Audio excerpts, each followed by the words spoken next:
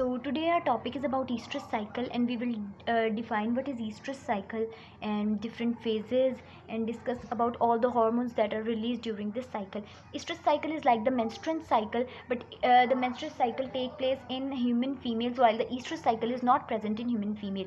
It's a reproductive cycle in non-primates, birds, insects, and amphibians. Non-primates are those in which the brain is not fully developed to perform the complex activities and show complex behavior. So non primates जो होते हैं उनके अंदर oestrus cycle होता है, और इसका oestrus cycle मतलब होता है शदीद ख्वाहिश होना।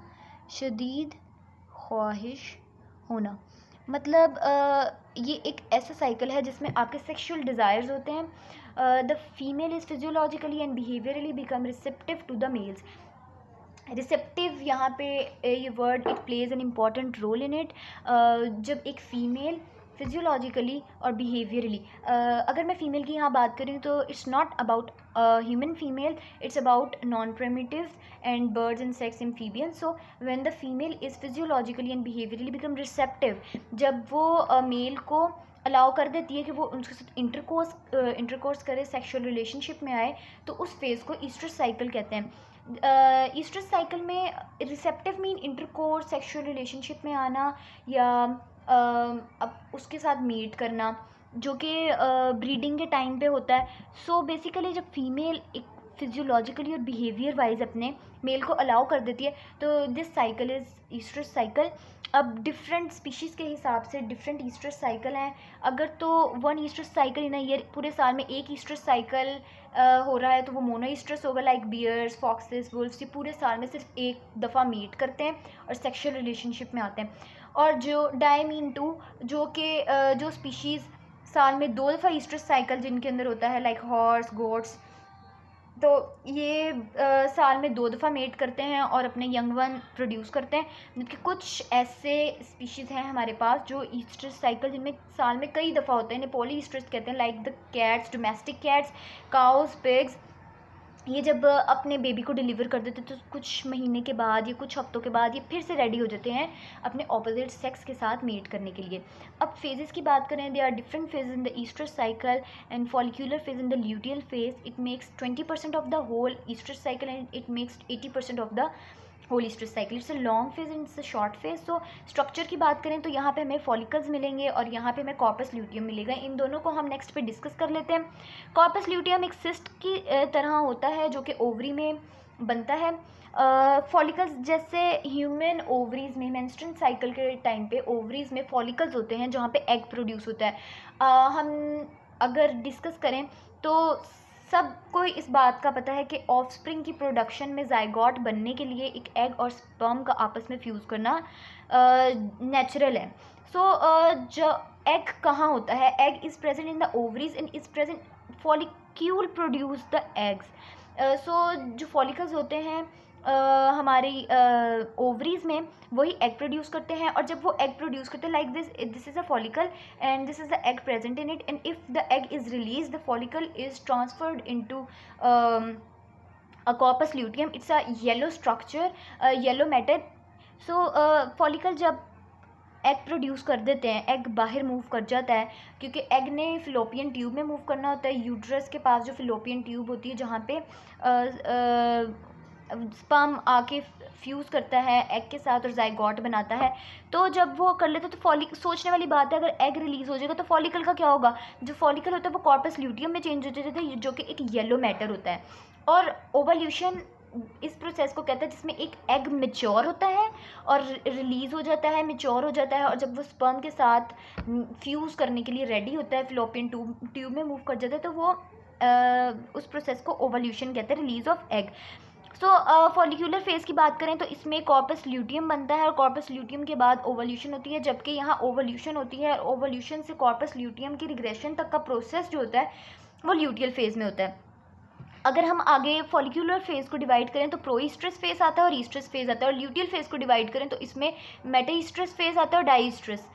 अब प्रोईस्ट्रस फेज़ 3 डेज़ का होता है, जबकि ये 12 to 18 आवर्स का होता है। उसके बाद नेक्स्ट ये 3 to 5 डेज़ का होता है और ये लास्ट 13 डेज़ का होता है। इसमें हीट पे आ जाती है बॉडी, मतलब when we say that an animal is on heat and ready to mate, जब भी वो अपने ऑपोजिट सेक्स के साथ मीटिंग के लिए डिज़ायर रखता है तो वो हीट पे आ जाता है। तो it's a first stage, it's a proestrus, जब एक एनिमल मीटिंग के लिए रेडी हो जाता है। फिर 12 to 18 आवर्स में वो सेक्शुअल रिसेप्टिविटी शो करता है, मतलब किसी सेक्शुअल रिलेशनशिप में आना। It's a oestrus phase. Mate oestrus phase the phase in which absence of conception. कई दफ़ा ऐसा होता है कि जो एनिमल है वो मेट नहीं कर सकता due to absence of sperm and there is a absence of conception, कि वो कंसेप्शन मतलब कंसीव करना और आगे का प्रोसेस जो होता है फर्टिलाइजेशन का वो परफॉर्म नहीं होता, जिसकी वजह से कॉर्पस ल्यूटियम ख़त्म होना शुरू हो जाता है, क्योंकि उसे नेक्स्ट साइकिल में जाना होता है। इस वजह से वो डिक्लाइन हो जाता है उसका। और उसके बाद it's a short period rest, इसमें थोड़ी देर के लिए रेस्ट आता है और उसके बाद एक बॉडी फिर ईस्ट्रस साइकिल में इन्वॉल्व हो जाती है और फिर बॉडी रेडी टू मेट होती है। अब फॉलिक्यूलर फेज़ में इस्ट्रोजन जो होता है इंपॉर्टेंट रोल प्ले करता है हार्मोन, जबकि ल्यूटियल फेज़ में प्रोजेस्टेरोन जो होता है वो इंपॉर्टेंट रोल प्ले करता है। नेक्स्ट अगर हम डिस्कस करें तो hypothalamus plays an very important role in to fulfil the sexual desires and to involve in a sexual relationship. So it's a part of the brain. एक brain के अंदर hypothalamus होता है। हाइपोथैलेमस सिग्नल सेंड करता है pituitary glands को कि वो सिक्रीट करे गोनेडोट्रोफिन हार्मोन्स। गोनेडोट्रोफिन हार्मोन्स वो हार्मोन्स होते हैं जो रिप्रोडक्टिव ऑर्गन्स के अंदर एक इम्पॉर्टेंट रोल प्ले करते हैं, रिप्रोडक्शन में इन्वॉल्व होते हैं। इसमें ईस्ट्रोजन आ जाता है और प्रोजेस्टेरोन आ जाता है। ईस्ट्रोजन का काम अगर हम पहले देख लें तो थैलेमस पिट्यूटरी ग्लैंड को कहता है कि ईस्ट्रोजन को रिलीज़ करें। अब जब ईस्ट्रोजन क्या काम करता है, एंडोमीट्रियम वॉल्व को हेल्प करता है थिकनिंग में। एंडोमीट्रियम वॉल्व होती है जहाँ हमें पता है कि जो यूट्रस, जैसे कि ह्यूमन फीमेल्स होती हैं, वहाँ पे भी जो बेबी की डेवलपमेंट होती है फर्टिलाइजेशन के बाद वो यूट्रस में होती है। तो इसी तरीके से यूट्रस के अंदर एक एंडोमीट्रियम टिश्यूज़ की वॉल होती है जहाँ पे जाके एग फ्लोपियन ट्यूब से मूव करता है और उस यूट्रस की वॉल में, यूट्रीन वॉल में जाके इम्प्लांट हो जाता है स्पर्म की फर्टिलाइजेशन के बाद, और वहाँ पे ही उसमें जाइगोट जो बन जाता है उसकी डेवलपमेंट शुरू हो जाती है। तो ये उसके लिए एंडोमीट्रियम को प्रिपेयर करती है कि अब वो एक बेबी को होल्ड करने वाला है, तो उसके लिए उसको थिक होना और उसके अंदर जो चेंजेस आने हैं वो ज़रूरी होते हैं। It helps in the production of egg from the follicles. और जो फॉलिकल्स हमने प्रीवियस भी डिस्कस किए, फॉलिकल्स में से ही एग निकलता है और एग की प्रोडक्शन फॉलिकल्स ही करते हैं। तो ये हेल्प करते हैं in the production of eggs from the follicles. जबकि प्रोजेस्ट्रॉन होता है वो कॉर्पस ल्यूटियम से होता है। जब कॉर्पस ल्यूटियम बनता है तो वो प्रोजेस्ट्रॉन की प्रोडक्शन स्टार्ट कर देता है। प्रोजेस्ट्रॉन का भी इंपॉर्टेंट रोल यही होता है कि वो एंडोमीट्रियम लाइनिंग की थिकनिंग में इन्वॉल्व होता है। और बेसिकली जब एक फर्टिलाइजेशन हो जाती है और एक बेबी की डेवलपमेंट स्टार्ट हो जाती है या कोई प्रेगनेंसी होती है तो उस टाइम पे प्रोजेस्ट्रॉन जो होता है वो इंपॉर्टेंट रोल करता है। और जिस तरह मैंने यहाँ लिखा, you can get pregnant in first phase of luteal phase. Luteal phase जैसे हमने दो फेज डिस्कस किए, luteal phase in the follicular phase. तो ल्यूटियल फेज में जो फर्स्ट फेज होता है उसके अंदर मेटिस्ट्रस जो होता है उसके अंदर प्रेगनेंसी के चांसेस बहुत ज़्यादा होते हैं। उसी टाइम अगर स्पर्म जो होता है वो फ्यूज़ कर जाए एग के साथ तो फर्टिलाइजेशन स्टार्ट हो जाती है। ये एक छोटे से डायग्राम के ज़रिए मैंने शो किया हुआ है। It's a follicle and it contains an egg. So if the egg is released, the follicle, क्योंकि जब एक एग रिलीज होता है तो फॉलिकल का भी कोई काम होता है। फॉलिकल बाद में कहाँ जाता है? It's a great question. So जब ये फॉलिकल जो होता है, ये पूरा फॉलिकल जो होता है ये कॉर्पस ल्यूटियम में चेंज हो जाता है। Corpus luteum is a yellow matter. तो उसके बाद ये एग जो होता है उसके बाद ये एग जो होता है वो फिलोपियन ट्यूब में मूव कर जाता है। फिलोपियन ट्यूब से यूट्रस में मूव कर जाता है। If sperm come and fuse it form a zygote and fertilisation is started and it all starts in uterus. But if there is no fertilisation, अगर फर्टिलाइजेशन नहीं हो रही तो फिर उस एग का और कॉर्पस ल्यूटियम का क्या होगा? Corpus luteum stop producing the hormone and changes into corpus albicans. हमने पहले ही डिस्कस किया था ऊपर कि कॉर्पस ल्यूटियम जो होता है प्रोजेस्टेरोन की प्रोडक्शन में इन्वॉल्व हो जाता है। जब फर्टिलाइजेशन ही नहीं होगी, कॉर्पस ल्यूटियम में डिक्लाइन होना स्टार्ट हो जाएगा, तो ये हार्मोन्स की प्रोडक्शन को रोक देगा और ये कॉर्पस एल्बिकम जो कि एक वाइट मैटर है वो डिस्चार्ज जो है उसमें चेंज हो जाएगा। And female shed lining and resulting discharge, but in animals they reabsorb the shedding of lining.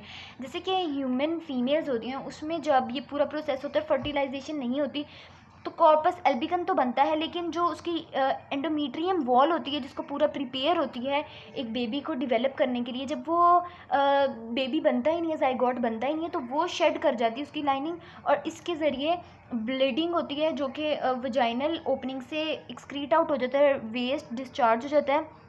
लेकिन ह्यूमंस की तरह हम बर्ड्स में या एम्फीबियन में या एनिमल्स में हम ब्लीडिंग नहीं देखते। वो क्यों नहीं देखते?